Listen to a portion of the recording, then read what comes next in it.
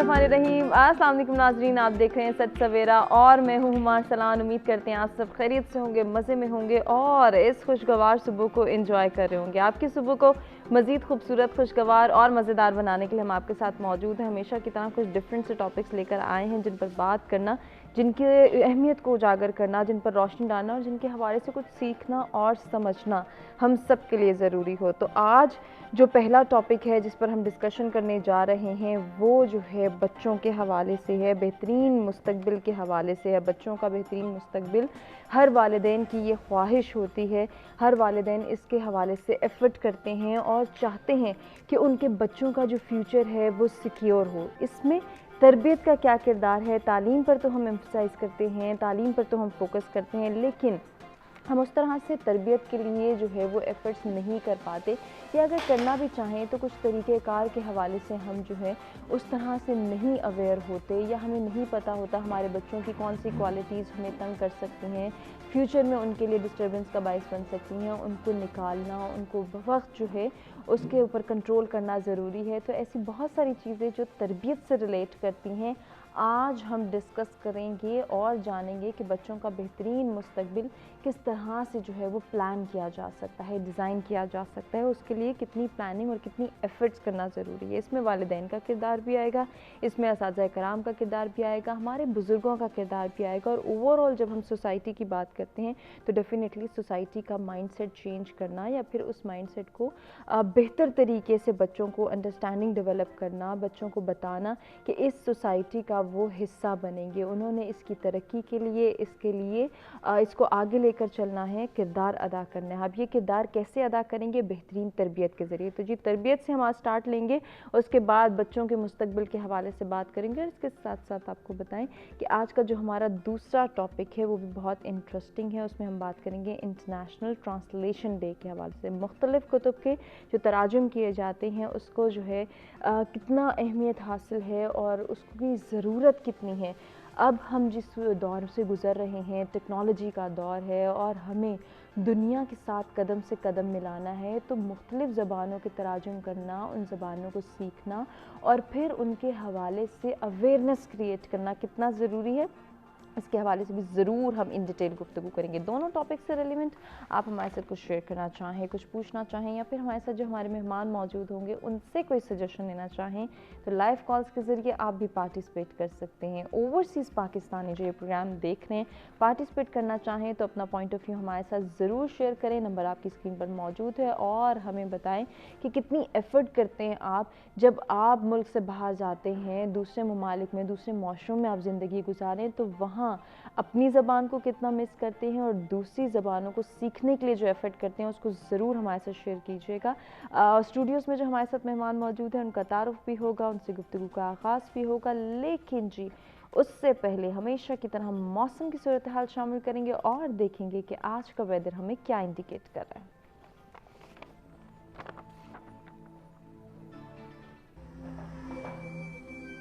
इस्लामाबाद से स्टार्ट लेंगे। Maximum temperature 34, minimum 20 degree centigrade. Lahore की बात करेंगे। Maximum temperature 37, minimum 22 degree centigrade.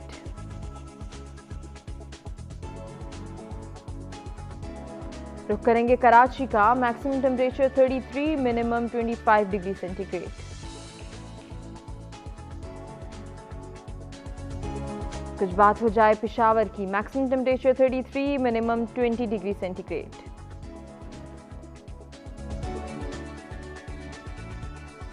Quetta का अहवाल आपको बताएं। Maximum temperature 23, minimum 8 degree centigrade. जी Gilgit Baltistan. Maximum temperature 21, minimum 8 degree centigrade. Last में बात करेंगे मुजफ्फराबाद की। Maximum temperature 30, minimum 14 degree centigrade आज रिकॉर्ड किया गया है।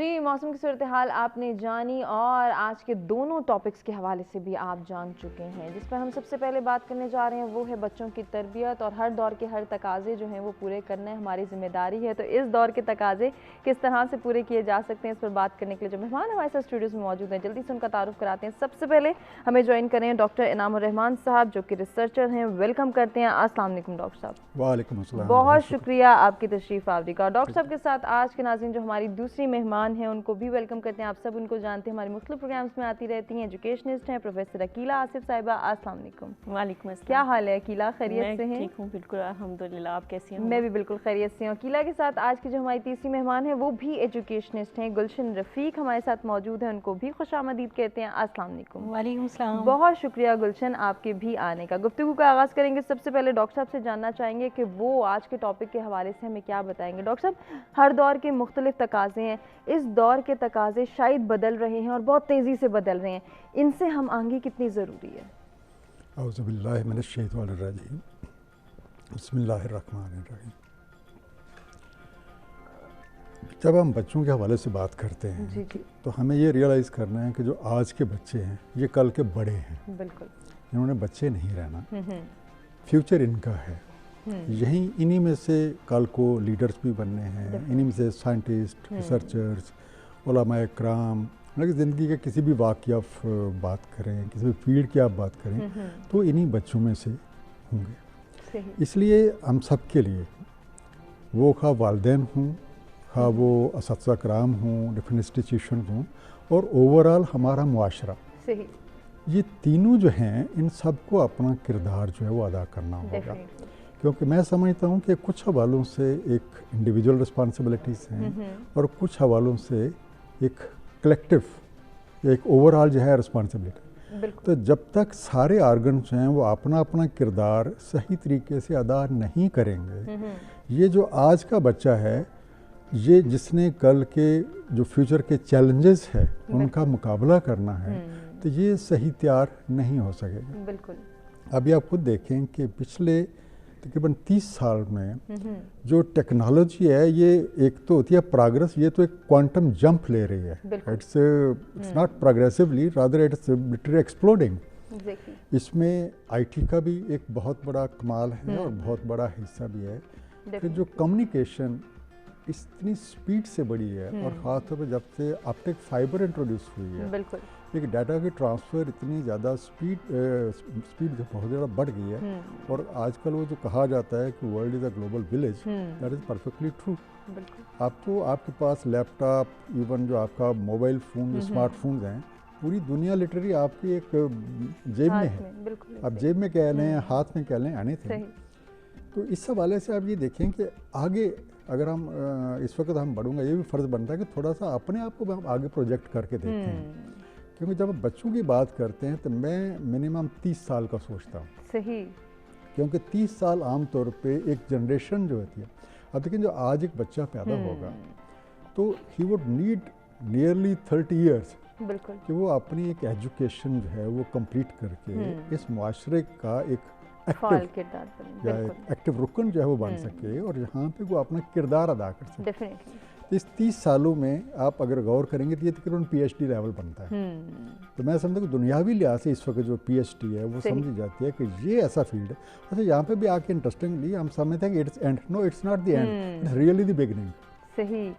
ऐसा क्यों समझा जाता है डॉक्टर साहब? इस पर इन डिटेल हम गुफ्तगू करेंगे। मैं चाह रही हूँ कि बाकी पार्टिसिपेंट से भी उनका पॉइंट ऑफ व्यू ले लें। अकीला, आप क्या कहना चाहेंगी, बच्चों की तरबियत कितना मुश्किल है या कितनी आसानी से हम इस मरहले से गुजर सकते हैं? बात दरअसल ये है उमा कि जैसे कि डॉक्टर साहब ने कहा कि हमें ना बहुत दूर अंदेशी से काम लेना चाहिए। हमें, हमारे पास एक विज़न होना चाहिए और उस विज़न के मुताबिक फिर हमें उस विज़न को लेके आगे चलना चाहिए। ठीक, इनकी ये बात भी बड़ी वैलिड है, मैं उसको दोबारा दोहराऊंगी क्योंकि अच्छी बातों को दोहराते रहना चाहिए कि कुछ कलेक्टिव रिस्पॉन्सिबिलिटीज़ हैं और कुछ हमारी इनफरादी जिम्मेदारियां हैं, और उन दोनों सतह पर हमें इनसे अच्छे तरीके से उदाबरा होने की ज़रूरत है। तो बच्चों की तरबियत जो है वो आसान काम नहीं है। PhD करना आसान है, मैं इस तजर्बे से गुजरी हूँ। PhD करना मुझे आसान लगा, लेकिन जब अपने बच्चों की बहसियत माँ मैंने तरबियत की तो मुझे पता चला कि कितना मुश्किल है। मैं जो यहाँ बैठी हूँ, मेरे ऊपर बहुत सारे लोगों ने मेरी तरबियत में, मेरे किरदार साजी में किरदार अदा किया। इसी तरह से जब मैं बच्चों की तरबियत के हवाले से बात करती हूँ तो वो बड़ी टैक्टफुल जॉब है। आपने बहुत नहीं डांटना कि पर्सनैलिटी सप्रेस हो जाएगी, आपने ढीला नहीं छोड़ना कि माशरा उन्हें तबाह कर देगा, आपने उनको दाएं नहीं जाने देना, बाएं नहीं जाने देना, कहाँ से कितना रोकना। It's a very tactful job. बिल्कुल। और हर टाइम आपको इसका ख्याल रखना पड़ता है, चाहे आप घर में हैं, चाहे आप उनको किसी इदारे में भेजते हैं, चाहे आप सोशल उनके सेटअप में जाते हैं, अपने दोस्तों से मिलते हैं, आपको उनके दोस्त देखने पड़ते हैं, आप उनको कंपनी उनको देखनी पड़ती है कि कहाँ वो जा रहे हैं, कहाँ उठ बैठ रहे हैं। तो ये जो जिम्मेदारियां हैं, ये असल बात जो है वो घर से शुरू होती है। घर हमारा पहला इंस्टीट्यूशन। बिल्कुल। माँ की गोद तो सबसे पहले, उसके बाद जो घर है वो पहला इंस्टीट्यूशन है। तो घरों में जो है वो बहुत इस तरह के हमें इक़दार और इस तरह के हमें रूटीन्स इंट्रोड्यूस करवाने की ज़रूरत है। जैसे कि कहा कि आईटी का दौर है, ये आलमगीरियत या ग्लोबलाइजेशन का दौर है। तो इस दौर में बच्चों को आप बहुत ज़्यादा आइसोलेट नहीं रख सकते कि आप सिर्फ उन्हें घर पे बंद करके रखेंगे तो वो इधर उधर नहीं देखेंगे। ऐसा नहीं है, आप ऐसा नहीं कर सकते। और जब आप उनको जो है वो एक्सेस सारी उनके हाथ में भी नहीं दी जा सकती कि जो दिल चाहे। यही मैं कह रही हूँ कि इसमें तवाज़ुन रखने की ज़रूरत है। अगर ये तवाज़ुन मौजूद है तो कोई वजह नहीं कि आज का जो बच्चा है, देखें जैसे ज़हनी जो बालिगी होती है, वो जो नई जनरेशन होती है वो पिछली से ज़्यादा एडवांस होती है, तो वो ज़हनी लिहाज से हमसे ज़्यादा बेहतर हैं, लेकिन उनको उस बेहतरी की लाइन पे रखना और उनको एक सिराते मुस्तकीम देना कि आपने इस तरह से चलना है तो आप मंजिल तक पहुँचेंगे। इसके लिए हमें बहैसियत माँ, बहैसियत उस्ताद और एक माशरे की जो फिर जो हुकूमती ज़िम्मेदारियाँ या इदारों की ज़िम्मेदारियाँ वो आती हैं, तो ये डिफरेंट लेवल्स हैं। इन सब को एक पेज पे आना होगा। बिल्कुल, जब वो एक पेज पे होंगे तो मेरा ख्याल है कि इसमें फिर मुश्किल नहीं आएगी। Otherwise it's a very tactful job. और इसी को जो है हमने डिस्कस करना है कि किस तरह से इस रिस्पॉन्सिबिलिटी को हम समझ सकते हैं कि हमने इस माशरे को साथ लेकर चलना है और इस पूरे माशरे की तरबियत करनी है। गुलशन, माशरती लिहाज से अगर देखा जाए तो माशरे की तरबियत में अगर फ़र्द का किरदार देखा चाहे एक घर की बात हो जाए, जिस तरह से हमारे बाकी पार्टिसिपेंट्स ने भी कहा कि घर से शुरू होगी, घर में माँ और बाप इन दोनों ने ये अंडरस्टैंडिंग डेवलप करनी है कि हमारी जो जनरेशन है इसने माशरे के लिए तैयार होना है, इसने माशरे में जो है अपना कदम जमाना है। इसके लिए कितना ज़रूरी है कि वालिदैन आपस में बैठें, अंडरस्टैंडिंग डेवलप करें और कोई ना कोई इक़दामात करें अपने लिए। बिल्कुल, मैं आपकी बात से मुत्तफ़िक हूँ और मैं बचपन से सुनती आ रही हूँ कि माँ की गोद बच्चे की पहली दरसगाह होती है, लेकिन मेरे ख़्याल में माँ और बाप दोनों ही एक बच्चे के लिए दरसगाह होते हैं। अगर मैं अपनी मिसाल दूँ तो मैं अपनी मदर से ज़्यादा अपने फ़ादर के साथ अटैच हूँ। उसकी वजह ये है कि मेरी मदर ने मेरे लिए जो कुछ किया उसके साथ साथ मेरे फ़ादर ने भी मेरे लिए बहुत कुछ किया। तो जहाँ तक बच्चों की तरबियत का सवाल है तो माँ और बाप दोनों को उनको इक्वल टाइम देना होगा। सही। हम अपने माशरे में अक्सर ये देखते हैं कि माँ सारा दिन बच्चों का ख्याल भी रखेगी, वो घर भी संभालेगी, वो सोसाइटी के अंदर अपना एक मकाम भी पैदा करने की कोशिश करेगी, लेकिन बाप जो है चूँकि वो सारा दिन बाहर होता है, वो शाम को जब वापस आता है बहुत थका हुआ होता है। तो बच्चे अक्सर औकात ये शिकवा करते हैं कि हमारे फ़ादर हमें टाइम नहीं दे सक रहे। तो फ़ादर ने अब इस तवाज़ुन को किस तरह से कायम रखना है, बच्चों की ज़रूरियात को पूरा करने के साथ साथ उनकी जो ज़हनी नशोनुमा है उसके ऊपर कैसे तवज्जो देनी है, इसके ऊपर हमें सोचना पड़ेगा और इसके लिए हमें कुछ इक़दामात करने पड़ेंगे। और जहाँ तक बच्चों की तरबियत का घर के अलावा जो बाकी हमारे इदारे हैं हमारे मुल्क में हैं, बच्चों के जो है वो एजुकेशनल इंस्टीट्यूट्स हैं या बच्चों के प्ले ग्राउंड्स हैं या फिर ऐसी एक्टिविटीज़ हैं जिनमें बच्चे पार्टिसिपेट कर सकते हैं, उसका ताल्लुक़ है। तो मैं ये समझती हूँ कि पहले ज़माने में ये होता था कि बच्चों की तरबियत उनके घर से स्टार्ट की जाती थी। आजकल ये होता है कि बच्चों को मॉन्टेरी उनको स्कूल्स में छोड़ दिया जाता है, उनको प्ले ग्रुप्स में उनका एडमिशन करवा दिया जाता है। माँ अपनी उन जिम्मेदारियों से जो है वो दस्तबरदार हो तो नहीं सकती, लेकिन शायद वो ये समझती है कि वहाँ स्कूल में उनकी अच्छी तरबियत होगी और मैं घर में कोई और काम कर लूँगी। तो इसमें भी तवाज़ुन पैदा करने की ज़रूरत है कि जितना टाइम आपका बच्चा स्कूल में गुजार रहा है या किसी ट्यूशन अकेडमी में गुजार रहा है, उससे ज़्यादा टाइम बच्चे को घर में गुजारने की ज़रूरत है। बिल्कुल। पहले हम ये देखते थे कि बचपन में सोने से पहले हमें कहानी सुनाई जाती थी, उसमें हीरोज़ की कहानियाँ होती थी, वॉरियर्स की कहानियाँ होती थी और ऐसी इंस्पायरेशनल स्टोरीज़ होती थी जो कि हमें याद रहती थी और हम उनसे बहुत अच्छी इंस्पायरेशन लेते थे और अपने आप को उस कहानी में ढाल के अपने आप को एक हीरो तस्वर करते थे। अभी वो नहीं, अभी आप देखें कि हर बच्चे के हाथ में या तो टैब है या फिर सेल फ़ोन है, या वो वीडियो गेम्स खेल रहा है, या वो टीवी पे कार्टून्स देख रहा है। तो इस रवायत को भी हमें बच्चों की अच्छी तरबियत के लिए ख़त्म करना पड़ेगा। बिल्कुल करना होगा। किस तरह से कर सकते हैं, अपने तीनों पार्टिसिपेंट से गुफ्तगू करेंगे। नाज़रीन, एक ब्रेक की जानिब हमें बढ़ना है, ब्रेक से वापस आते हैं, गुफ्तगू के सिलसिले को आगे बढ़ाते हैं।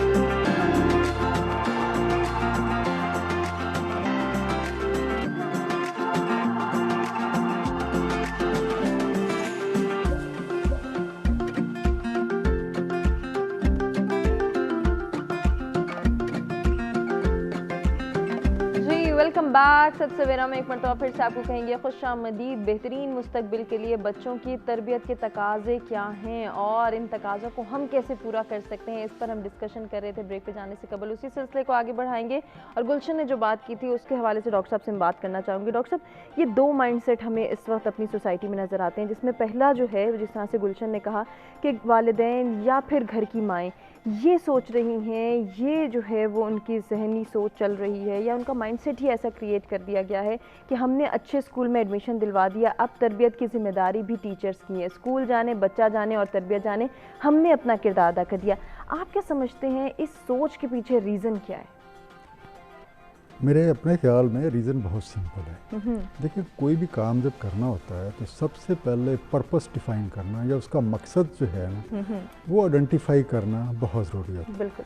और मैं समझता हूँ कि इसमें हम सब से, वो वालिदैन से भी, असातिज़ा कराम से भी और मुआशरे से भी इस मामले में कुछ जो है वो कमी हो रही है कि हमें वो मकसद वाज़ेह नहीं है कि हम इस बच्चे से करना क्या चाहते हैं। बिल्कुल। हालांकि इफ़ यू आस्क मी तो मैं कहूँगा कि किसी भी बच्चे की जो तरबियत का, मतलब कि दोनों तालीम और तरबियत अगर दोनों को इकट्ठा कर लें तो उसे मुआशरे का एक मुफीद कारकुन बिल्कुल वो बनाना है कि वो एक अच्छा शहरी साबित हो। अगर वो एक अच्छा शहरी है, यकीन जाने वो एक अच्छा साइंटिस्ट भी हो सकता है, वो एक अच्छा डॉक्टर, एक अच्छा इंजीनियर भी हो सकता है। यकीनन। इसलिए हमें पहले उस मकसद को वाज़े करना है। अनफॉर्चुनेटली हमने उस मकसद को डाइवर्ट कर दिया। हमने मकसद ही पहले ये रख लिया कि जनाब हमारा बच्चा लाजमन डॉक्टर बने, सही, या किसी ने रखा है कि इंजीनियर बने। जो जिस फील्ड को बेहतर समझता है वो वही कुछ बनाना चाहता है। बिल्कुल। और लेकिन ये हमारी चाहत तो अपनी जगह, साथ हम ये भी भूल जाते हैं कि इस बच्चे का वो एप्टीट्यूड भी है या नहीं। बच्चा तो क्या चाहता है, कि बच्चा क्या चाहता है या बच्चा किस फील्ड में अपने आप को इजी फील करता है। सही। आप इसी चीज़ को आप वाज़ेह करूँगा। आप हिस्ट्री से एग्जांपल ले, there are number of scientist जिन्होंने स्कूल छोड़ दिया और छोड़ के बाद जब उन्हें इंडिपेंडेंट काम करने का मौका मिला तो दे डिड वंडर्स। जैसे एडिसन की एग्जांपल आपके सामने है, न्यूटन की एग्जांपल आपके सामने, नंबर ऑफ पीपल। अब वो कमिंग बैक में, ज़्यादा थोड़ी देर पहले भी मैंने कहा था कि ये बेसिकली ये जो तीन पार्टियां हैं ना, parents number one, the basic unit. सही। जैसे घर एक बेसिक यूनिट है, घर में पेरेंट्स जो है ये बेसिक यूनिट है। उसके बाद इमीडिएट, क्योंकि मैं इस बेसिक यूनिट में साथ जो ग्रैंड पेरेंट्स हैं उनको भी काउंट करता हूँ। नंबर टू आप कह रहे हैं कि वो स्कूल, सही, या इंस्टीट्यूशन हम उन्हें कहते हैं। और तीसरा एक ओवरऑल मुआशरा। बिल्कुल। इन तीनों पार्टियों को ये पर्पस एक वेरी वेल डिफाइन करना पड़ेगा और उस तब और इन तीनों में एक हार्मनी की ज़रूरत है। सही। जब तीनों एक रुख पे होंगे तो फिर काम करना आसान होगा। बिल्कुल। क्योंकि बच्चे की हैसियत आप देखिए, जब एक बच्चा पैदा होता है तो बिल्कुल एक कोरा कागज़ है। डेफिनेटली। और इनिशियल जो उसकी ग्रूमिंग के ईयर्स हैं वो एक टोटल रिसेप्टिव मूड में है। अब जो कुछ इस कोरे कागज़ के ऊपर पेरेंट्स ने तहरीर किया, जो टीचर्स ने तहरीर किया, जो इस मुआशरे ने, तो मुआशरे का इम्पैक्ट इतना गहरा होता है कि बंदे की शख्सियत ही बदल जाती है। इसलिए हमें ये देखना है कि जब ये तीनों पार्टियां इन हार्मनी होके कोई इम्पैक्ट क्रिएट करेंगे, आप अंदाज़ा करें कि वो इमेज कितना गहरा होगा। बिल्कुल। और अगर ये तीनों डिसहार्मनी में होंगे, इमेज ब्लर होगा, कन्फ्यूजन होगी, उसमें डिस्टार्शन होगी।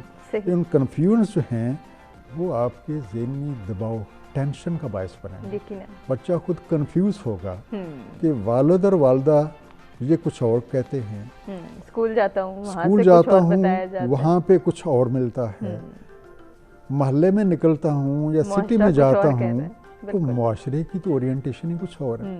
आप खुद बताइए क्या वो कंफ्यूज होगा या नहीं? डेफिनेटली होगा। इसलिए हम ये सारे टीयर्स को अपना अपना टास्क पहचानना होगा। बिल्कुल पहचानना होगा। तो वो पहचानेंगे तो फिर हम कदम आगे रख सकते हैं, बिल्कुल बढ़ा सकते हैं। आपने बहुत अच्छी बात की। जब तक ये ट्रायंगल जो है वो सही तरीके से काम नहीं करेगा, एक बच्चे की तरबियत और परवरिश बेहतर अंदाज में नहीं हो सकती और उसका मुस्तकबिल जो है वो भी सिक्योर और रोशन नहीं हो सकता। अकीला, जैसे कि एक माइंडसेट के हवाले से हमने डॉक्टर साहब से डिस्कस किया, एक और माइंडसेट कि बच्चे की तरबियत की जिम्मेदारी सिर्फ माँ पे है। वालिद का काम है कि वो घर को देख रहा है, घर की अर्निंग्स देख रहा है, बाकी एक्सपेंसेस जो है वो मीट कर रहा है। बच्चे की तरबियत जो है वो माँ की किरदार है, माँ के जो है वो जिम्मेदारी है। अगर अच्छी हो जाती है वेल एंड गुड, नहीं अच्छी होती तो सारा ब्लेम जो है माँ पे डाल दिया जाता है। ये जो माइंडसेट है अब मैं समझती हूँ कि इसको भी बदलना होगा। जी बिल्कुल, आप दुरुस्त कह रही हैं हुमा कि जो एक हमारे ट्रेडिशनल माइंडसेट थे, जैसे कि हमारे माशरे में बहुत सारी रवायात बदल रही हैं और ये एक ऐसा दौर है जिसमें कि बड़ी जल्दी चेंज आ रहा है। पहले चेंज सदियों में आता था, फिर चेंज दहाइयों में आता था, अब चेंज दिनों में आता है। आप देखें एक मोबाइल सेट आपके पास होता है, within 15 days, within week और 2 एक नया मोबाइल सेट आ जाता है, नए फीचर्स के साथ आ जाता है। बिल्कुल इसी तरह से जो समाजी और इखलाकी कदरें हैं वो भी बड़ी तेज़ी से बदल रही हैं और अगर हम अपने आप को या अपनी जो नौजवान नस्ल है इन तेज़ी से बदलते हुए कदरों के तकाज़ों के मुताबिक उनको नहीं डालेंगे तो बड़ा मुश्किल हो जाएगा कि हम उनको सही रास्ते पे रख सकें। वो एक फिर जैसे कि पहले बात हो चुकी है कि वो एक कंफ्यूज्ड पर्सनैलिटीज़ में कन्वर्ट हो जाएंगे।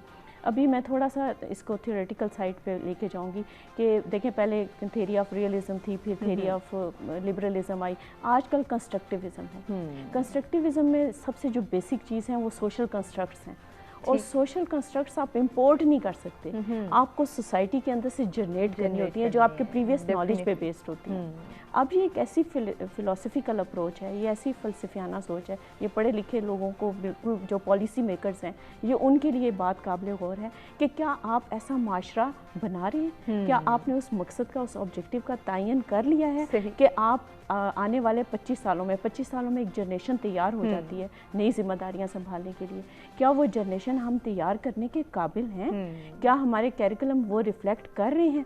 अभी चेंज आया जैसे कैरिकुलम में अभी नई पॉलिसी आई है, मैंने अभी देखी नहीं वो बुक्स और किस तरह से है, लेकिन उसमें यह है कि उसमें इस चीज़ को देखना चाहिए था कि सिर्फ हमें टेक्निकल चीज़ें ही नहीं पढ़नी, क्योंकि टेक्निकल चीज़ें आपको मे भी टेक्निकली तो साउंड कर दें लेकिन अगर आपके जो लोग बच्चे हैं अगर उनको सोशल सेंस नहीं है तो वो दुनिया के बदलते हुए तकाज़ों को सबसे बड़ा रीज़न है कि हमारे यहाँ इखलाकियात पर फोकस नहीं किया जाता है। अकीला कंटिन्यू करेंगे, हमारे साथ हमारे रेगुलर कॉलर इम्तियाज़ कराची से मौजूद है, देखते हैं क्या शेयर करना चाहेंगे। अस्सलाम वालेकुम इम्तियाज़। मैडम शेयर यही करना चाहता हूँ, अभी जो मैडम ने गुफ्तगू की कि जो पॉलिसी मेकर्स हैं तो उनको यूँ करना चाहिए, ऐसे करना चाहिए, मैं तो सारी चीजों को एक कुजे में बंद करने वाली बात करता हूँ, समुंदर को कुजे में, कि honesty then we honesty matter, honesty policy आप यकीन करें किसी फलसफे की, किसी लॉजिक की, किसी पीएचडी की जरूरत नहीं पड़ेगी। हॉनेस्टी होगी तो बच्चों की तरबियत भी ईमानदारी से होगी और दूसरे के बच्चों को भी अपना बच्चा समझना पड़ेगा। ये ना हो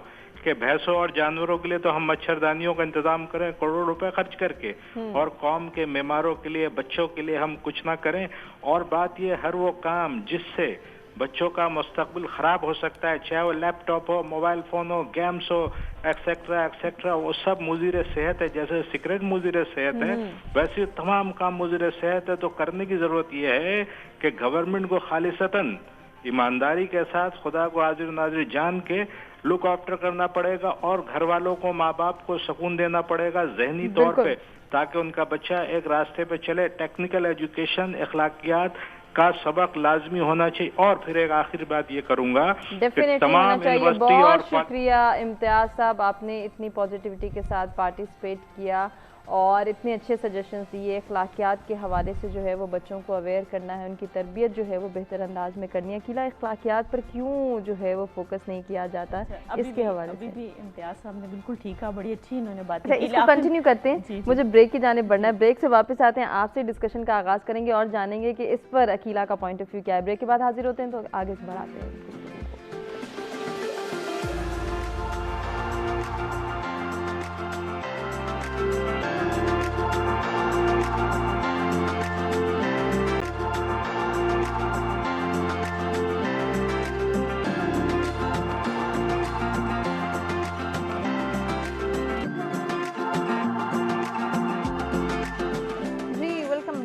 सवेरा में एक मरतबा फिर से आपको कहेंगे खुश आमदीद। बेहतरीन तरबियत के हवाले से हम बात कर रहे हैं और बच्चों का फ्यूचर जो है वो कैसे सिक्योर किया जा सकता है, उनका फ्यूचर रोशन बनाना वालिदैन की, असातिज़ा कराम की, इस सोसाइटी की और हमारे बुज़ुर्गों की जिम्मेदारी है। इन जिम्मेदारियों को कैसे पूरा करना है, बदलते दौर के बदलते तकाज़ों को किस तरह से देखना है और इन तकाज़ों को किस तरह से हम पूरा कर सकते हैं, इसके लिए कितनी एफर्ट करनी है, कितनी मेहनत करनी है, इस पर डिस्कशन हुई थी। ब्रेक पे जाने से कबल अखलाकियात के हवाले से बात हुई थी कि अखलाकी तरबियत बच्चों की किसने करनी है, ये किसकी जिम्मेदारी है। अकीला से हम इस हवाले से जानना चाहते हैं। जी अकीला, उसी को कंटिन्यू करते हैं। जी बिल्कुल। इससे पहले एक कॉलर थे इम्तियाज़ साहब, उन्होंने फ़ोन किया, उन्होंने बहुत बड़ी अच्छी बातें की, लेकिन आखिर में वही बात है कि गवर्नमेंट को करना है। गवर्नमेंट को हमने ये बताना है कि उन्होंने किस तरह से पॉलिसीज़ को डिज़ाइन करना है, ये बड़ा इम्पॉर्टेंट बात है। दूसरी बात ये कि बच्चों की तरबियत के हवाले से एक चीज़ देखें, उसमें हमें तारीख़ी हवाले भी मिलते हैं। आप अगर हज़रत गौसुल आज़म जिलानी की मिसाल लीजिए, सच्चा लड़का हमें कहानी पढ़ा करते थे, तो ये माँ की तरबियत थी एक, जिन्होंने उनको, आप देखें एक टेक्स्ट बुक होती है जिसको बहुत सारे बच्चे पढ़ते हैं, लेकिन देखिए माशरे में जब वो प्रैक्टिकली अपना किरदार अदा करने आते हैं तो हर एक का जो किरदार है वो मुख्तलिफ डिफरेंट होता है। बिल्कुल, इससे फ़र्क पता चलता है तालीम और तरबियत का। और अखलाकियात की इस वक्त बहुत कमी महसूस की जा रही है। मुझे बड़े अफसोस से कहना पड़ता है कि जब आप अखबारों की खबरें, आज का अखबार उठा के देख लें, जब आप देखते हैं तो आपका दिल जो है वो दहल जाता है कि ये किस तरह की खबरें आ रही हैं। और ये नहीं कि कोई अनपढ़ लोग कर रहे हैं, बाज़ दफ़ा बड़े पढ़े लिखे लोग घरों में, ये जो बच्चे काम करते हैं उनके साथ बड़ी ऐसी ज़्यादतियाँ हो जाती हैं। तो मुझे ये बताइए कि ये जो है यहाँ पे आपको किस चीज़ की कमी महसूस हो रही है? तालीम तो मौजूद है अपनी जगह, लेकिन there is a very thin line between education and training, तरबियत, किरदार साजी, कैरेक्टर बिल्डिंग। बिल्कुल, अब जो किरदार साजी है ये बहुत इम्पॉर्टेंट है। अगर आप जितने मर्ज़ी अच्छे लोग एजुकेशन दे दें, आप जितनी मर्ज़ी उनको डिग्रीज दे दें, लेकिन अगर आपने उनकी किरदार साजी नहीं की हुई तो वो क्वालिटी पॉपुलेशन नहीं है, वो अपनी जिम्मेदारियां निभाने के काबिल नहीं है। उसकी एक मैंने पहले भी मैं बात कर रही थी इस पर कि देखें, अगर आप सोशल साइंसेस को, जो कि सोशल सेंस क्रिएट करती हैं, अगर आप उनको इग्नोर करते हैं तो आपने देखा यूएसएसआर बहुत बड़ी, सोवियत यूनियन बहुत बड़ी ताकत थी, कोलैप्स हो गया। उसमें से एक बुनियादी वजह ये थी कि उन्होंने सोशल साइंसेस को इग्नोर किया था। सोशल साइंसेस का डायरेक्ट ताल्लुक बनता है किस चीज़ से? इखलाक की, इक़्तिदार की, वो जो हैं वो मुहाफ़िज़ हैं, वो पासबान हैं। तो इखलाक को और जो तरबियत के हवाले से जो बात है, किरदार साजी के हवाले से बात है, उस पे इन चीज़ों पे ज़ोर देने की ज़रूरत है। बिल्कुल ज़ोर देने की ज़रूरत है। बजा फरमाया आपने गुलशन, ज़ोर किस तरह से दिया जा सकता है, रिस्पॉन्सिबिलिटीज़ कैसे पूरी कर सकते हैं, इसके लिए हमने किरदार अदा करना है। वो बच्चे जो अपने वालिदैन के आगे आ जाते हैं और ये बात कह देते हैं कि आपका ज़माना गुजर गया, अब आपके दौर के तकाज़े ख़त्म, हमारा दौर है, हम जाने, हमारी जो है वो डीलिंग जाने, इस माइंड सेट को भी हमने किसी हद तक कंट्रोल करना है। इसके लिए कौन एफर्ट करेगा? अच्छा देखें, ये हम काफ़ी सालों से देख रहे हैं कि हर घर में एक कन्फ्यूजन है, एक झगड़ा चल रहा है। पेरेंट्स को ये कहा जाता है कि आपकी सोच पुरानी है, हमारे ज़माना गया, आपका ज़माना गया, हमारे जदीद तकाज़े हैं, जदीद प्रॉब्लम्स हैं और इनका जदीद एक सोल्यूशन भी होना चाहिए। जी। लेकिन हमने उस जो एक झगड़ा चल रहा है, हमने उसके दरमियान एक मॉडरेट रह के एक लाइन क्रिएट करनी है। अब वो लाइन आपने कैसे क्रिएट करनी है? आप अपने घर के बच्चों को ये बताएं कि हमारे पास ये रिसोर्सेज हैं और हम इन्हीं में ही गुजारा कर सकते हैं। हम आपको फ़लाँ एजुकेशन इंस्टीट्यूशन में भेज सकते हैं, वो हम आपके लिए अफोर्ड कर सकते हैं, और फ़लाँ नहीं कर सकते। अगर मैं अपनी बात करूं तो मैं एक टाट स्कूल से पढ़ी हूँ। मैंने कभी ख्वाहिश नहीं की थी कि मैं किसी प्राइवेट स्कूल में पढ़ूं, लेकिन चूँकि वो तालीम के साथ मुझे घर में तरबियत भी दी जाती थी, तो मैं आज उस मकाम पे हूँ कि मैं उन बच्चों के साथ कम्पीट कर सकती हूँ जो कि एक बहुत अच्छे स्कूल सिस्टम से आए हैं। तो देखिए, ये वैल्यूज़ और ये जो बच्चों की जो आदत आपने ठीक करनी है और उनको जो आपने सहूलियात देनी है वो आपका काम है, आपने उनको ये बात समझानी है। और बच्चा कोई ऐसी चीज़ नहीं है कि आप उसको कोई बात समझाने की कोशिश करेंगे तो आपके साथ लड़ाई करेगा। सही। कुरान पाक में भी है कि हर बच्चा फितरत सलीमा पे पैदा होता है, बेशक, और बच्चे बहुत मासूम हैं। बच्चों को आपने घर से ही आपने उनकी तरबियत स्टार्ट करनी है। माशरे जब आप उनको घर से बाहर निकालेंगे उसके लिए एक अलहदा ट्रेनिंग है। आपने उनको बताना है कि आपके इर्द गिर्द के सब लोग बहुत अच्छे नहीं हैं, इस दुनिया में अच्छाई बुराई दोनों एग्जिस्ट करती हैं। तो आपने हर शख्स को उसके बिहेवियर के मुताबिक डील करना है। और दूसरी बात ये कि आप बच्चों को जितना भी आपके पास है उस पर खुश रहना सिखाएं। अब जब आप बच्चों को बहुत ज़्यादा आप उनको एक्सपोज कर देते हैं टेक्नोलॉजी से, दुनिया से, इर्द गिर्द के माशरे में जो चीज़ें हैं जो उनको अट्रैक्ट करती हैं, जब आप उनको उससे एक्सपोज कर देते हैं तो फिर बच्चे वो चीज़ डिमांड करते हैं। सही। अब मेरी एक दोस्त थी जो मुझे अक्सर ऑफिस में ये स्टोरी सुनाया करती थी कि उनके घर में जो खाना बनता था वो काफ़ी ज़्यादा तादाद में बनता था, लेकिन उनकी मदर उनको एक हिसाब से प्लेट में डाल के दिया करती थी। और अगर उनसे कहा जाता था कि हमें मज़ीद खाना चाहिए, आप देखें बच्चे खाना ज़ाया भी कर रहे होते हैं, तो वो शायद मदर इतनी समझदार थी, वो कहती थी कि नहीं आपने यही खाना है, इसी में गुजारा करना है। सही। आज सुबह ही मैं एक न्यूज़पेपर में पढ़ रही थी कि साइंटिफिकली भी बच्चों के ऊपर ऐसे एक्सपीरियंसेस किए जाते हैं जिसमें उनको कम खाने में, कम रिसोर्सेज में रहने में उनको खुशी महसूस करवाई जाती है। जिस तरह मैं पढ़ रही थी कि एक मार्शमेलो एक्सपेरिमेंट किया गया था एक बच्चे के ऊपर, कि एक बच्चे को कोई मार्शमेलो दिया गया और उससे ये कहा गया कि ये आपने 15 मिनट तक नहीं खाना। तो अगर तो वो बच्चा वो नहीं खा रहा तो इसका मतलब है कि बच्चे के अंदर इतनी बर्दाश्त है, इतनी कुव्वत है कि वो चीज़ों को और वो माहौल को अडॉप्ट कर सकता है। बिल्कुल, ये बर्दाश्त पैदा करना बहुत ज़रूरी है ताकि वो इस मुआशरे की जितनी भी नाहमवारियाँ हैं उनको डील कर सकें और इस मुआशरे का फाल किरदार बन सकें। नुमान साहब हमारे साथ टेलीफोन लाइन पर मौजूद हैं इस्लामाबाद से। जी अस्सलाम वालेकुम नुमान साहब। जी वालेकुम सलाम, कैसी हैं आप? खैरियत से? अल्हम्दुलिल्लाह, फरमाइएगा क्या कहना चाहेंगे? जी मैं ये कहना चाहता हूँ कि हम हमेशा ये सुनते हैं और ये वाकई बिल्कुल हकीकत भी है कि बच्चे किसी भी कौम का, किसी भी माशरे का मुस्तकबिल होते हैं। जी जी। मगर सवाल ये है कि हमारा ये मुस्तकबिल, ये बच्चे, इनका मुस्तकबिल कैसे संवर सकता है? लेकिन तालीम और तरबियत एक बेस्ट जरिया है जिसके बुनियाद के ऊपर हम अपने मुस्तकबिल को संवार सकते हैं। मगर आप ये चीज देखें कि जो तरबियत है वो किसी भी इंसान की शख्सियत बनाता है, उसकी किरदार बनाता है, उसको अखलाकियात सिखाता है। सही। इशू ये है कि हमारे माशरे में तालीमी इदारे तो बहुत हैं मगर तरबियती इदारों का बहुत ज्यादा फुकदान है। और बुनियादी तौर से वालिदैन और असातिज़ा जिम्मेदार हैं बच्चों की तरबियत के हवाले से।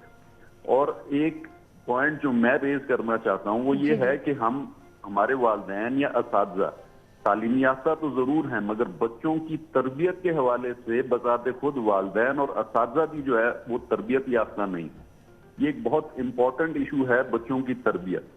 तो जरूरत इस चीज की है कि हम बच्चों को तरबियत देने से पहले ये सीखें कि बच्चों की तरबियत करनी कैसी चाहिए। ट्रायल और एरर के बेस के ऊपर जो है हम बच्चों की तरबियत करने की कोशिश अगर करेंगे तो शायद हम सही तरीके से बच्चों की तरबियत नहीं कर सकेंगे। तो मैंने ये कहना था जी। बिल्कुल, बहुत अच्छा पॉइंट आपने रेस किया, बहुत शुक्रिया पार्टिसिपेट करने का इतनी पॉजिटिविटी के साथ। हम गुलशन से गुफ्तगू करते हैं, गुलशन उसी को कंटिन्यू करते हैं कि जिम्मेदारी समझने का वक्त है। अगर आज जिम्मेदारी नहीं समझी तो फिर वक्त हाथ से निकल जाएगा।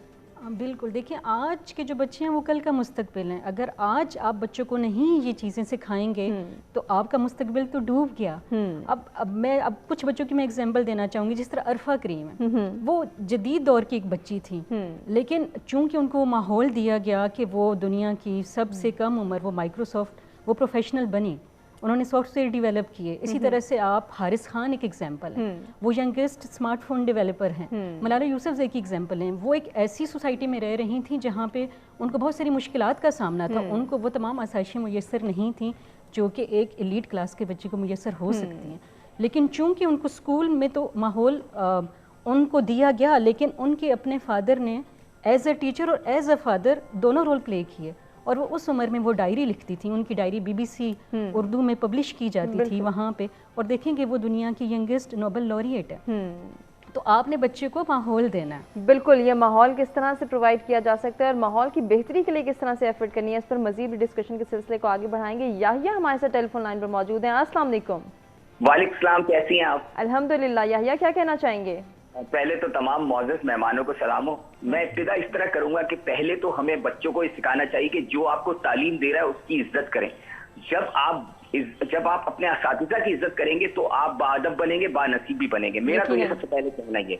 देखिए सवाल ये है कि देखें ये बैठे ना सारे माशाल्लाह, ये इनसे हम सीखते हैं। हमेशा मैं कहता हूँ आजकल हम बच्चों को क्या तरबियत दे रहे हैं, हम अपने बच्चों को मेरे ख्याल में खुद ही बिगाड़ रहे हैं। मकसद है कि आप उनको वक्त से पहले चीजें दे देते हैं, उनको इतना पैम्पर कर देते हैं कि वो आप के सर पे आके खड़े हो जाते हैं और फिर आप वो अपने मैंने आज तक मेरे बच्चों की किसी मिस ने शिकायत की, पेरेंट टीचर मीटिंग में मेरे बच्चे छोटे में जाता था, मैंने कभी किसी मिस को एक्यूज नहीं किया। क्योंकि देखें जो टीचर होती है ना वो जो उनको हमें ये गुमान रखना चाहिए कि वो बच्चों की तरबियत अच्छी तरह करती है, वो बच्चों की खराबी कभी नहीं खराब करने की कोशिश नहीं करती। हम बच्चों को जब आप काउंटर करना से सिखा देंगे ना तो बच्चे बदतमीज होंगे।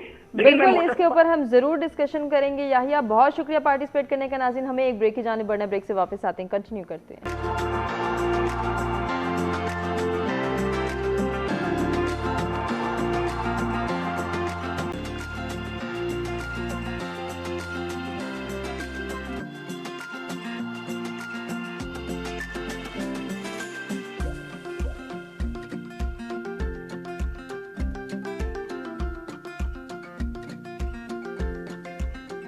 Welcome back. एक मरतबा फिर से सच सवेरा में आपको कहेंगे खुश आमदीद। आज के 2 टॉपिक्स जिन पर डिस्कशन का सिलसिला जारी है, जिसमें सबसे पहले बच्चों की तरबियत के हवाले से हमने बात की। नए दौर के नए तकाज़े क्या हैं, इन तकाज़ों को पूरा करना कितना ज़रूरी है और इसके वजह हमारी क्या रिस्पॉन्सिबिलिटीज़ हैं, हम किस तरह से बच्चों में वो तमाम तर वैल्यूज़ इनकलकेट कर सकते हैं जो कि आने वाले वक्त के लिए, उनके मुस्तकबिल के लिए बेहतर हो। इस पर हम बात करें। इसके साथ साथ जी हम जो है वो आज के दिन के हवाले से भी बात करेंगे। आज इंटरनेशनल जो है वो ट्रांसलेशन डे सेलिब्रेट किया जा रहा है। इस दिन को मनाने का मकसद क्या है, इसको भी आइडेंटिफाई करेंगे और इसके साथ साथ ये जो मुख्तलिफ कुतुब के तराजुम किए जाते हैं, मुख्तलिफ ज़बानों को समझने के लिए कितना ज़रूरी है कि हम इन तराजुम पर गौर करें, इन ज़बानों को सीखने के लिए एफ़र्ट करें। वो कौन कौन सी एफ़र्ट्स हैं इस पर इन डिटेल गुफ्तगू करेंगे। हमारी टीम ने इस हवाले से एक खुसूसी रिपोर्ट तैयार किया, ये वो रिपोर्ट देखते हैं, उसके बाद कंटिन्यू करते हैं।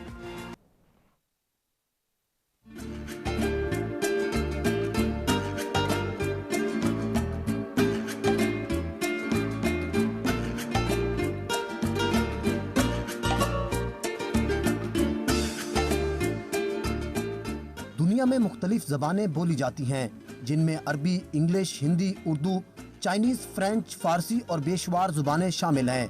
दुनिया के किसी भी कोने में चले जाएं, वहाँ पर बोले जाने वाली ज़बान अलग होती है और यही वजह है जब एक मुल्क का बाशिंदा जब किसी दूसरे मुल्क में जाता है तो वहाँ पर बातचीत करने में सबसे अहम ज़बान का ना जानना होता है। मुख्तलिफ ज़बानों के मुतरजम भी लाखों की तादाद में इस पेशे से वाबस्ता हैं। तर्जमे के जरिए एक ज़बान को अपनी ज़बान के हरूफ तहजी में ढालने से इंसानी सतह पर एक दूसरे से तारुफ हासिल होता है। ये मालूमाती तौर पर अफादी तो ज़रूर है, लेकिन वहाँ के जमहूर के मिजाज, तमद्दुन और जिंदगी के ज़हनी और जज्बाती रंगो आहंग की खबर देता है। चुनाचा इंसानों का इर्द गिर्द की दुनिया से जज्बाती और ज़हनी सतह पर समाजी अमांगी पैदा करने के लिए तर्जमा ही एक वसीला है, जो महज खबर ही का जरिया नहीं बनता बल्कि इंसानों में इश्तराक का करीना भी पैदा करता है। तर्जमे की इस अहमियत के पेश नज़र हर साल 30 सितंबर तर्जमे का आलमी दिन के तौर पर मनाया जाता है। मुतरजमीन की आलमी फेडरेशन जो 1953 में कायम हुई, उसी के ज़ेर तमाम ये दिन मनाया जाता है। बाकायदा तौर पर यह दिन 1991 से मनाया जा रहा है ताकि दुनिया भर के मुतरजमीन के साथ यकजहती का इजहार हो और उन कोशिशों की कदर अफजाई की जा सके और तर्जमा की अहमियत उजागर हो।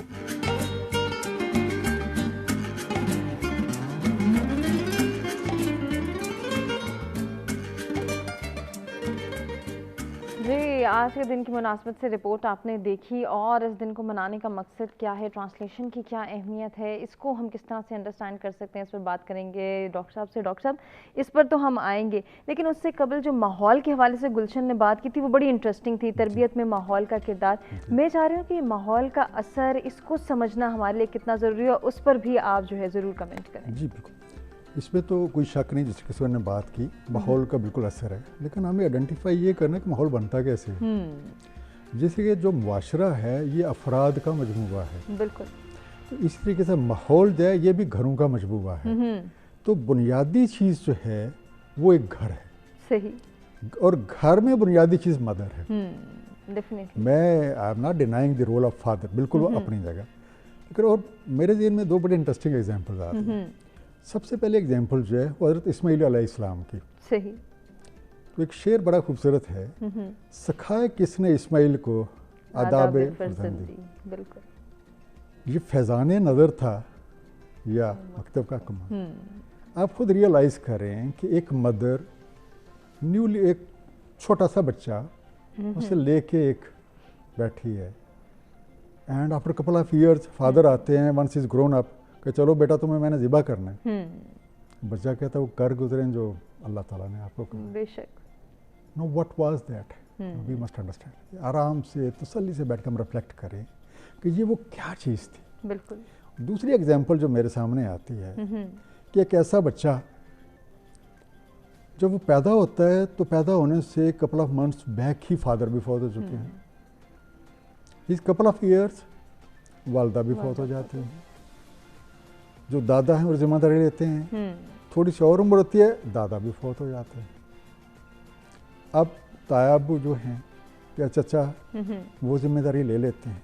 एक ग्रूमिंग होती है और ऐसी खूबसूरत ग्रूमिंग होती है कि सादक और अमीन, वाह सुभान अल्लाह, इस लक़ब से जाने जाते हैं। बेशक। ये सदाकत और अमानियत, ये वो दो बेसिक इंग्रेडिएंट हैं किसी भी तरबियत के। बेशक। जब ये दो इंग्रेडिएंट साथ होंगे तो फिर इंशाल्लाह उस बच्चे को आगे बढ़ने से कोई भी नहीं रोक सकता। यकीनन यकीनन। तो हमें खुद देखना है। आप देखिए सदाकत हमें क्या सिखाती है, जो अपने लिए पसंद करते हो वो दूसरे के लिए भी पसंद करो। बेशक। तो जो अपने लिए नापसंद करते हो वो दूसरे के लिए नापसंद करो। बिल्कुल। अब एक माहौल अपनी जगह पे, चेंजिंग एनवायरनमेंट, चैलेंज, लेकिन कुछ यूनिवर्सल ट्रुथ्स हैं। बिल्कुल, उनको डिनाई नहीं वो किया जा सकता। कभी भी चेंज नहीं हुई। एग्जैक्टली। अच्छाई को आज से 1000 ईयर्स बैक भी अच्छा ही समझा जाता था और उसको आज भी अच्छा ही समझा, और इंशाल्लाह इन कमिंग फ्यूचर भी वो अच्छी में भी अच्छा ही समझा और जाएगा। जो चीज़ बुराई है, बुराई क्या होती है, जो एक बुरे इम्पैक्ट्स क्रिएट करती है।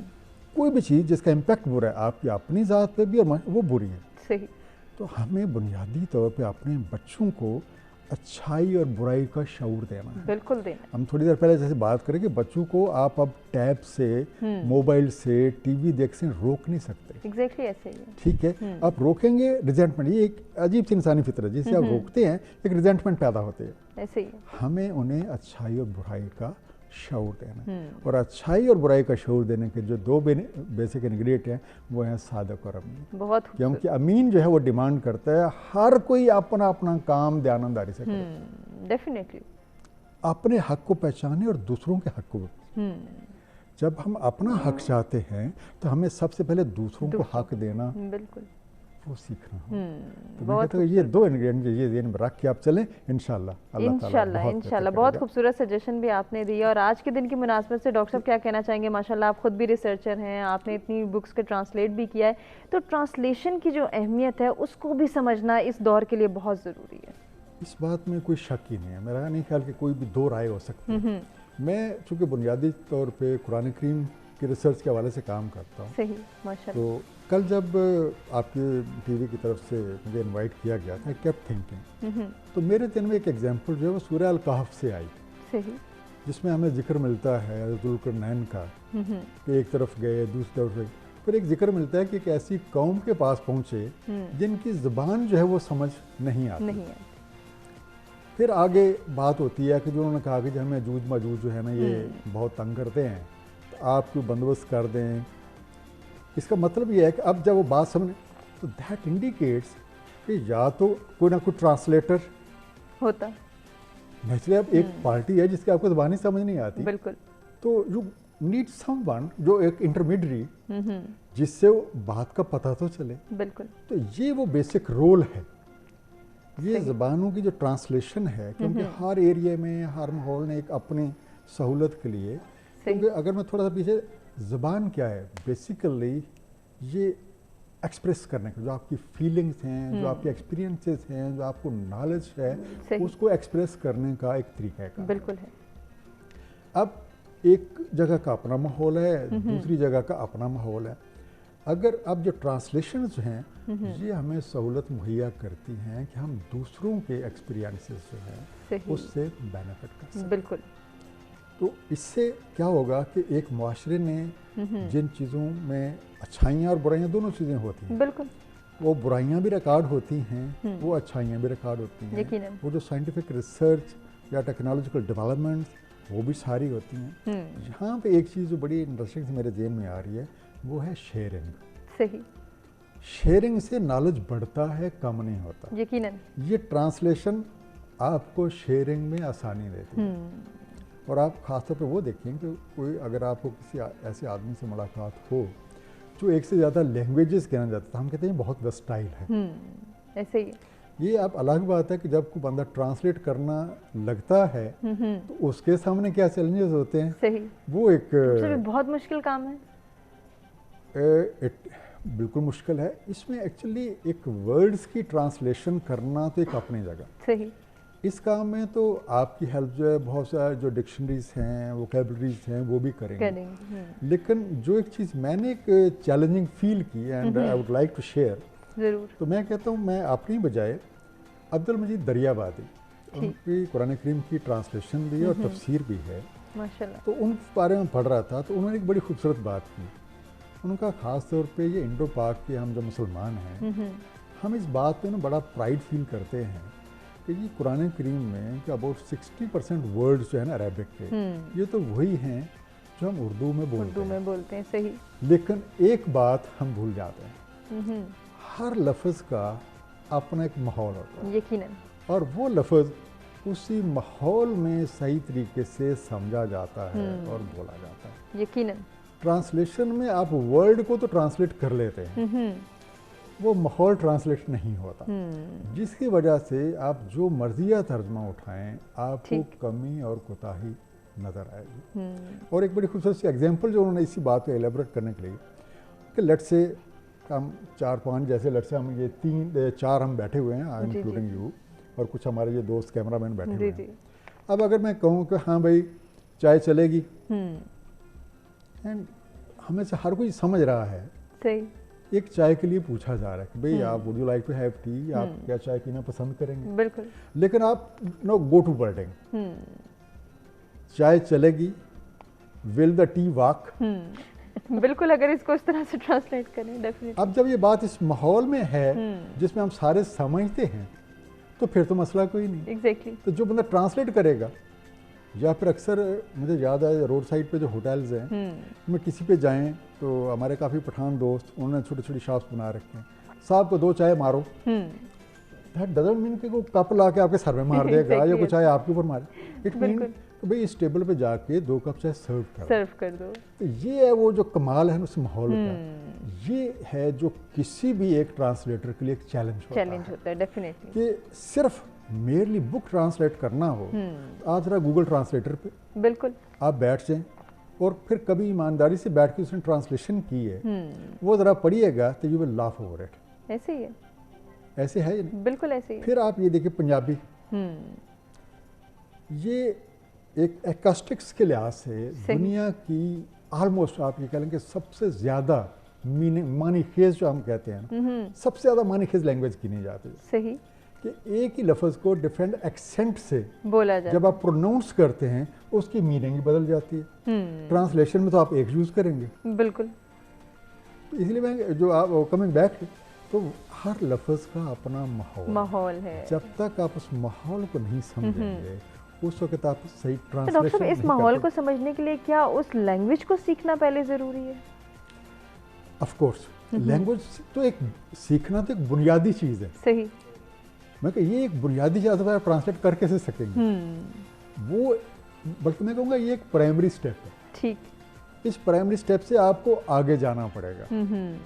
आपको मे बी उस एरिया की हिस्ट्री भी पढ़ना पड़ेगा, बिल्कुल पढ़नी, आपको उस इलाके के लोगों से भी मिलना पड़ेगा, उनके जो रस्म रवाज, उनकी जो तहजीब, जिस लिहाज से वर्ड यूज होते हैं, आपको उससे भी फेमिलियर होना पड़ेगा। बिल्कुल होना पड़ेगा। तो जब तक फेमिलियर नहीं होंगे आपकी ट्रांसलेशन जो है उसमें वो इम्पैक्ट नहीं आएगा। सही, या उस तरह से वो कॉन्सेप्ट क्लियर नहीं हो सकता, कॉन्सेप्ट वो क्लियर नहीं होगा। और दूसरी चीज़, अगर कभी आपकी मुलाकात उन साहब से हो जाए जिन्होंने ये बुक लिखी, सही, और उनसे पहले आप उस बुक को आप कह लें पढ़ें या उनसे समझें, तो फिर काफ़ी चांसेस हैं कि अब आप जो ट्रांसलेशन करेंगे वो काफ़ी क्लोज, एग्जैक्ट तो शायद ना हो सके, वो काफ़ी क्लोज टू उस बात के जो वो आइडिया कन्वे करना चाह रहे हैं, जो बात जो कॉन्सेप्ट वो लेकर चले हैं, वो आप उसको जो है उसमें पार्टिसिपेट कर सकते हैं या अपनी इन्वॉल्वमेंट शो कर सकते हैं। मज़ीद भी डिस्कशन के सिलसिले को आगे बढ़ाएंगे। हमें नाज़रीन एक ब्रेक की जानिब बढ़ना है, ब्रेक से वापस आते हैं, कंटिन्यू करते हैं।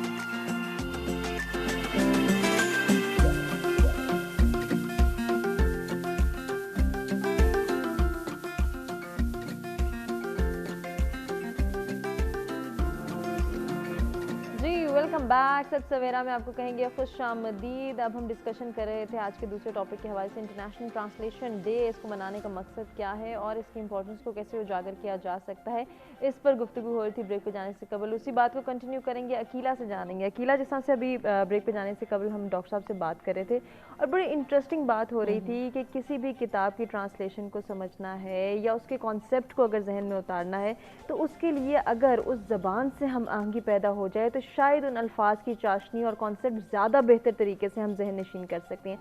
अगर इस बात को इस तरह से हम लें कि उस किताब के बारे में डिस्कशन करें कि जो महज हमारी हिदायत के लिए उतरी है और जिसका मकसद हमें जो है वो ज़िंदगी गुजारने के तरीके सिखाना या फिर दुनिया और आखिरत में किस तरह से हम अपनी ज़िंदगी को कामयाब बना सकते हैं, ये बेसिकली मकसद है, तो कितना ज़रूरी हो जाता है कि उस ट्रांसलेशन को भी हम समझें, फिर उस ज़बान से भी हम आहंगी पैदा करें और फिर यही तरबियत अपने बच्चों को भी दें। इसमें इस सिलसिले में हुमा मैं ये कहना चाहूँगी कि जो ट्रांसलेशन करना है वो आप सिर्फ किताबें ट्रांसलेट करने तक महदूद नहीं है, अब ये एक बाकायदा प्रोफेशन है। बिल्कुल, क्योंकि ये ग्लोबलाइजेशन का दौर है, इसमें फ़ासले सिमट चुके हैं और ज़ुबान जो है वो ज़रिया इजहार है। बिल्कुल, किसी भी माहौल से जो भी शख्स आएगा, चाहे वो चाइना का है, चाहे वो अमेरिका का है, चाहे वो रशिया का है, चाहे वो किसी भी दुनिया के कोने से कोई भी शख्स आएगा, तो ज़बान जब तक हम नहीं समझेंगे हम कोई नतीजा खेज़ गुफ्तगू जो है वो नहीं कर सकते। जब तक आपके पास नतीजा खेज़ गुफ्तगू नहीं आती आप उस पर फ़ैसले नहीं ले सकते।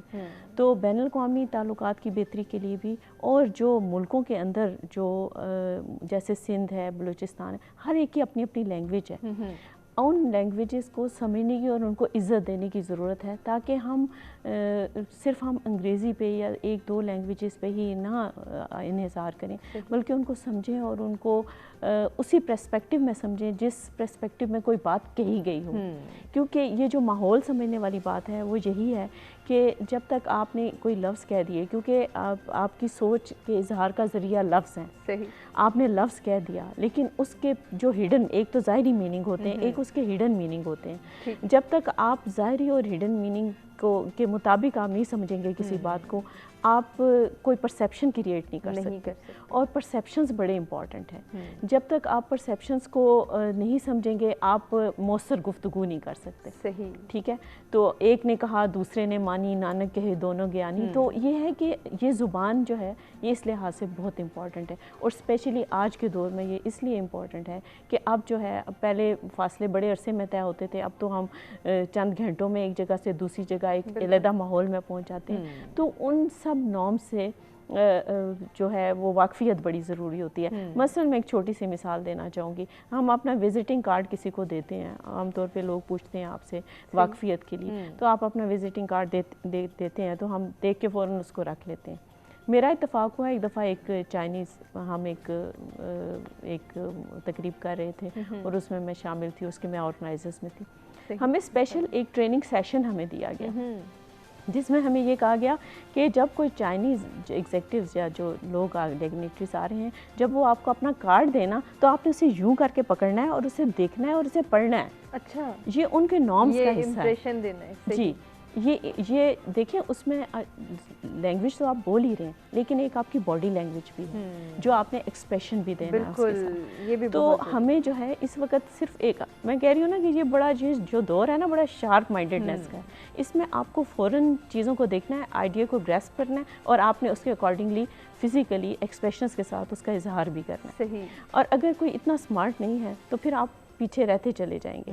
अभी आप देखें कि कितनी जल्दी दुनिया के किसी हिस्से में कोई भी वाक़या हो जाता है और अब the whole world is under your finger tips, और विद इन आवर वो पूरी दुनिया को पता होता है कि अगर किसी जगह पे कोई भी गैर मामूली बात हो जाती है। अब वो लैंग्वेज है ना, ज़ुबान है, ज़ुबान का जो है उसको समझना बहुत ज़रूरी है। इसी तरह से जब हमारे सरबाए ममलकत या जो हाई ऑफिशियल्स हैं वो किसी दूसरी जगह जाते हैं तो आप देखें कि उनके साथ ट्रांसलेटर्स होते हैं। अब ये एक बाकायदा प्रोफेशन है और ये प्रोफेशन जो है ये बहुत इंपॉर्टेंट है, क्योंकि ट्रांसलेटर जो है सिर्फ ये नहीं कि वो ट्रांसलेशन करेगा, जैसे डॉक्टर साहब ने पहले कहा कि चाय चल रही है तो वो इस तरह की अगर ट्रांसलेशन करेगा तो आप बताएं कि उसका नतीजा क्या निकले।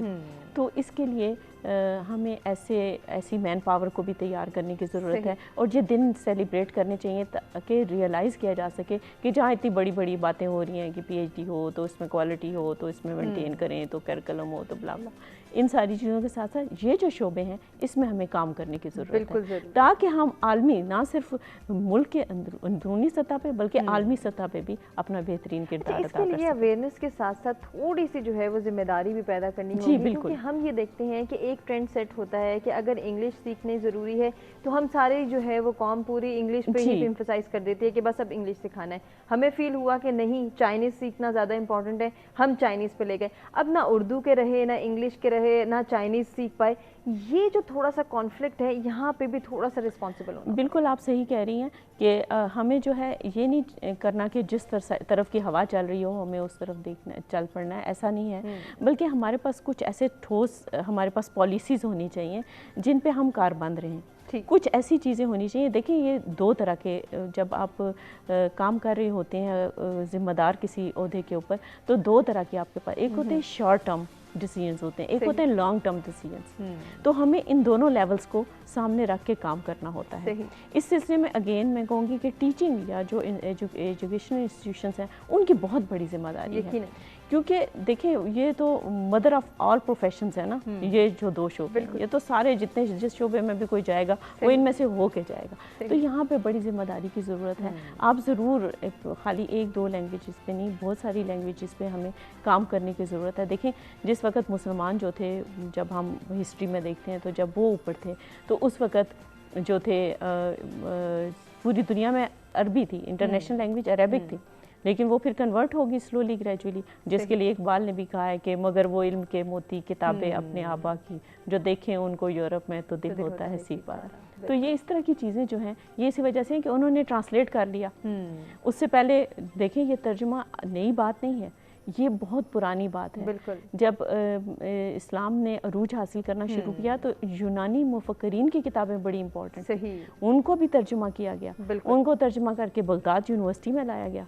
बगदाद यूनिवर्सिटी में फिर इल्म पे और रिसर्च की गई और जब डिग आउट की गई चीज़ें और उसमें नई चीज़ें शामिल की गई तो डिफरेंट स्कूल ऑफ थॉट्स बने। बिल्कुल। और वो जब डिफरेंट स्कूल ऑफ थॉट्स बने, फिर जब वो उनका फाल हो गया तो उसके बाद यूरोप में वो चीज़ शिफ्ट हो गई। बिल्कुल। और वो शिफ्ट जो है फिर उन्होंने उसको पिक कर लिया और उसके बाद फिर उन्होंने उस नॉलेज को इन्हांस किया। तो ये आज के दौर में कितना ज़रूरी है कि हम इसकी इम्पोर्टेंस को जानें और फिर अपने बच्चों को एक ट्रैक प्रोवाइड करें कि ट्रांसलेशन की अहमियत क्या है या हम किस तरह से सीख सकते हैं। गुलशन, इस इम्पोर्टेंस के हवाले से क्या कहेंगी? मेरे ख्याल में तो जो हम एक मुहावरा अक्सर इस्तेमाल करते हैं कि कौवा चला हंस की चाल अपनी भी भूल गया, तो ये मुहावरा अब थोड़ा सा चेंज होना चाहिए कि हमें थोड़ी सी हंस की चाल चलनी पड़ेगी। आप ये देखिए कि इंग्लिश की हम बात करते हैं तो हम अक्सर ये सोचते हैं कि हमें फोबिया है कि हमने सीखनी है, लेकिन हमें ये हकीकत भी तस्लीम करनी पड़ेगी कि ये एक इंटरनेशनल ज़बान है। अगर आप ये नहीं सीखेंगे तो आप जो जदीद दुनिया के तकाज़े आप पूरे नहीं कर सकते। सही। आप कम्युनिकेट नहीं कर सकेंगे।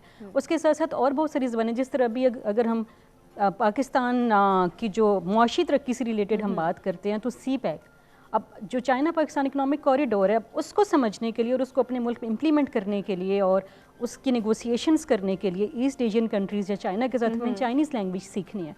तो ये जो और अक्सर मेरा तो यकीन है इस बात के ऊपर कि अगर एक इंसान एक से ज़्यादा ज़बानें सीख रहा है तो इसका मतलब है कि उस इंसान में बहुत कैपेसिटी है, उसका इंटेलेक्ट बहुत ज़्यादा है, उसमें सीखने की सलाहियत बहुत ज़्यादा है। तो ये जो ज़बान सीखने का अमल है ये हमें जारी रखना पड़ेगा। अभी कुछ स्कूल्स ऐसे हैं जहाँ पे अंग्रेज़ी के साथ उन्होंने चीनी ज़बान भी सिखाना शुरू कर दिया। और जहाँ तक ट्रांसलेशन की बात है तो ये बहुत ज़रूरी है। अब जिस तरह से मैडम बात कर रही थी कि पुराने ज़माने में जो यूनानी नॉलेज था, वो जो तालीम थी, उसको ट्रांसलेट किया गया था, उसको बगदाद यूनिवर्सिटी में, करदवा में, जामिया अल अज़हर में, वहाँ पे लाइब्रेरीज़ में स्पेशली एक कॉर्नर मेंटेन किया जाता था जहाँ पे वो ट्रांसलेटेड बुक्स रखी जाती थी। फिर देखिए कि अरबिक हमारी अपनी लैंग्वेज नहीं है। अगर मैं एक मजहबी नुक्ते नज़र से देखूँ तो मुझे उसका तर्जमा, उसकी तफसीर मुझे चाहिए ताकि मैं अपने आप को उस पैराई में ढाल सकूं। बिल्कुल इसी तरह से हम बहुत सारी ऐसी, अगर आप अपनी पर्सनल ग्रोथ की बात करते हैं तो उसमें एक जो सबसे अच्छी आदत है जो कि हम कहते हैं कि एकेडमिकली एक बहुत साउंड जो एक आपका एक तरीका है वो बुक रीडिंग है। उसमें देखें कि बहुत सारी ऐसी किताबें हैं, बहुत मशहूर किताबें हैं जो कि बहुत सारी और ज़बानों में लिखी गई हैं, वो आप नहीं समझ सकते। अब जिस तरह से मैं एक बुक की एग्जांपल देती हूँ कि एक बुक है होमो सेपियंस, ये हेब्रियो में लिखी गई है, अब उसकी ट्रांसलेशन की गई है इंग्लिश में। अब उस बुक की वॉल्यूम्स हैं और अगर आपने एक इंसानी इर्तिका को समझना है और आपने ये देखना है कि इंसान कैसे वजूद में आया, उसके दिमाग ने कैसे काम करना शुरू किया या कौन कौन सी मनाजिल तय की, उसके लिए वो किताब पढ़ना बहुत लाजमी है। तो जब तक वो ट्रांसलेटेड किताब आप नहीं पढ़ेंगे तो आप नहीं जान सकेंगे। और बहुत सारी ऐसी बुक्स हैं, हमारे अपने जो पॉलिटिकल लीडर्स हैं वो कुछ किताबें लिख, जिस तरह से मुशर्रफ साहब की किताब in the line of fire, उसकी उर्दू ट्रांसलेशन की गई है ताकि जो रीडर्स हैं उनको पढ़ने में आसानी हो। इसी आसानी पर मजीद भी डिस्कशन के सिलसिले को आगे बढ़ाएंगे। एक ब्रेक की जाने बड़े, ब्रेक से वापस आते कंटिन्यू करते हैं।